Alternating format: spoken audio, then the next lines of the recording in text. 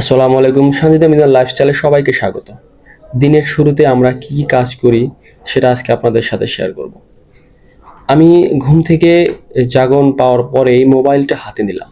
হাতে নেওয়ার পরে টাইমটা দেখলাম কত বাজে, কারণ টাইম দেখে মনে হচ্ছে অনেক বেজে গেছে, এখন আমাকে দোকানে যেতে হবে।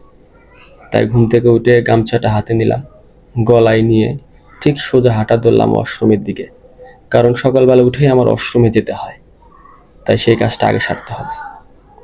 এদিকে আমার স্ত্রী, ঘরের লক্ষ্মী, সে পাতিলগুলো দেখছে কোন পাতিলের ভিতরে কি আছে না আছে, রাত্রে যে খাবারগুলো খাওয়া হয়েছে সেগুলো তো পরিষ্কার করতে হবে।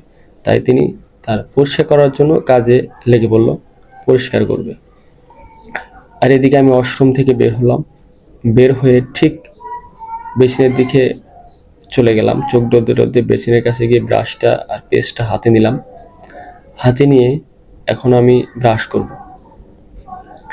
একটা বিষয় খেয়াল করবেন, আপনি যদি ঠিকঠাক ব্রাশ না করেন তাহলে কিন্তু দাঁতের সমস্যা হবে। তাই আপনারা সবাই ঠিকঠাক মতো ব্রাশ করবেন। তাই আমি ব্রাশ করে পানি দিয়ে এখন কুলি করব, পরিষ্কার করব। পরিষ্কার করব,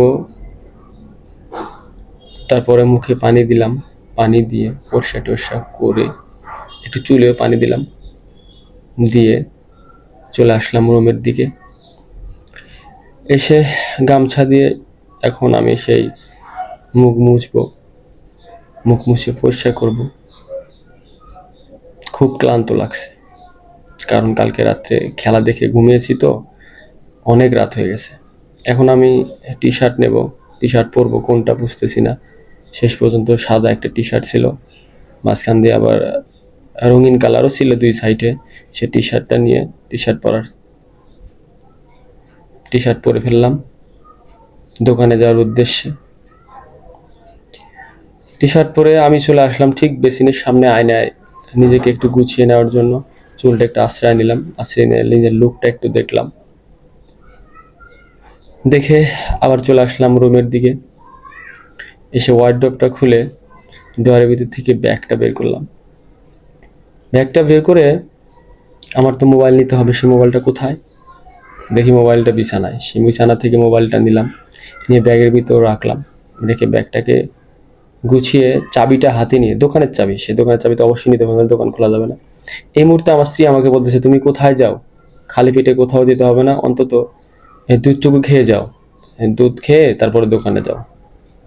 জোর করছে আমাকে। এদিকে আমি বললাম, না, আমি দুধ খাবো না, ভালো লাগতেছে না আজকে আমার, দোকানে গিয়ে কিছু খেয়ে নেব। তো প্রিয় বন্ধুরা, কেমন লাগলো আমাদের সকালের রুটিন? যদি ভালো লাগে তাহলে অবশ্যই কমেন্টে জানিয়ে যাবেন।